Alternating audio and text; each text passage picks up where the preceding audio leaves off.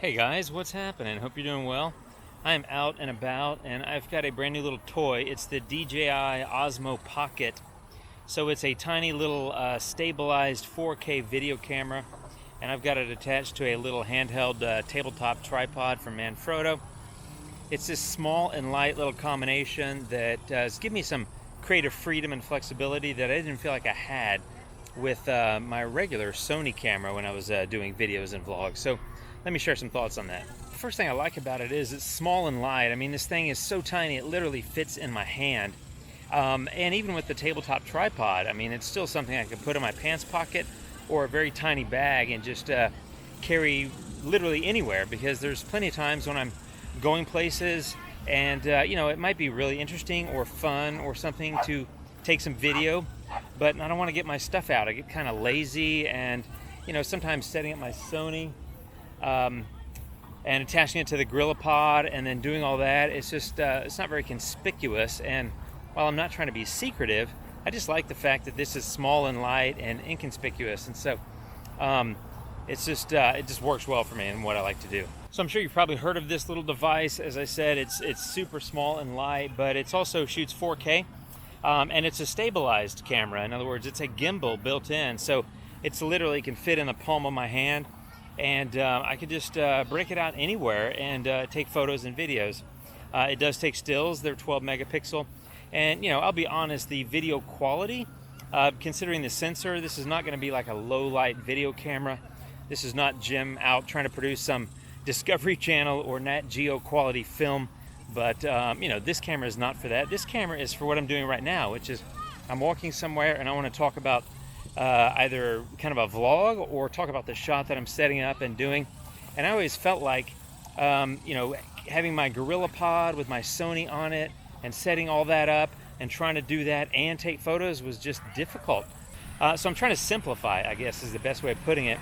And, I feel like so far in my test, this camera has done pretty well.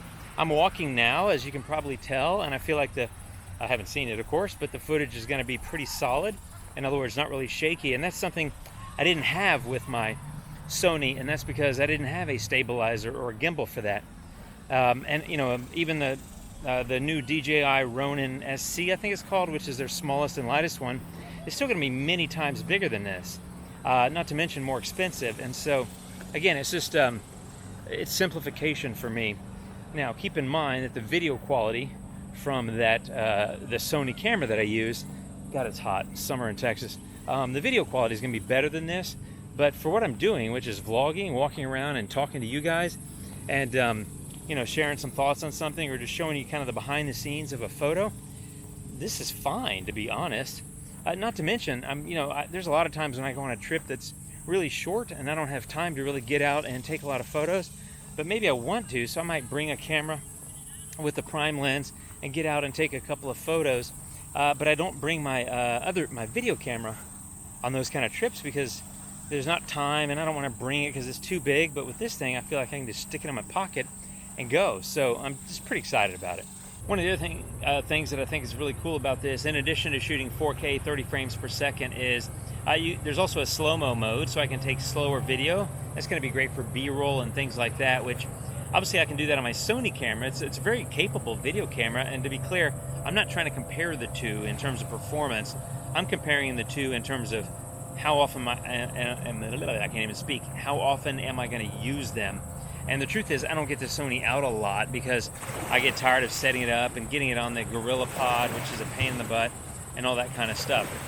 So this one does time lapse as well. It does slow-mo. You can do a hyperlapse. You just got to connect it to your phone for that, but it's a really powerful, really fun.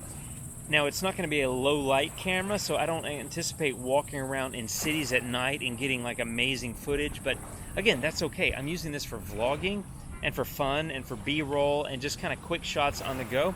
I think it's perfect for that. I'm about to go over to England to spend like 10, 12 days in England, and I'm going to use this thing a lot. So that was really it. I'm just going to keep filming and running around with this thing. By the way, it's in selfie mode. It tracks my face, so even if I'm walking around like this and doing this kind of thing, you can see that it's staying with me. Now, I get it slightly out of frame, but as you can see, it tracks me pretty well, so it automatically goes into that face tracking whenever you put it in selfie mode. So I just, hit a button and boom, I'm ready to vlog. By the way, this thing boots up in like 5 seconds and it's ready to go. It's awesome. So if you have any questions about it, feel free to hit me up in the comments down below. I'll do my best to answer them. I've only had this about a week or so, and I've been playing with it. And like I said, I'm going to use it a lot on my trip to England.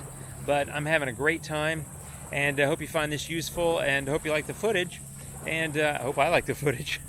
I've liked what I've seen so far from other locations, but that's about it for now. So I'll see you soon, guys. Thanks for watching. Take care. Have a great day, and adios.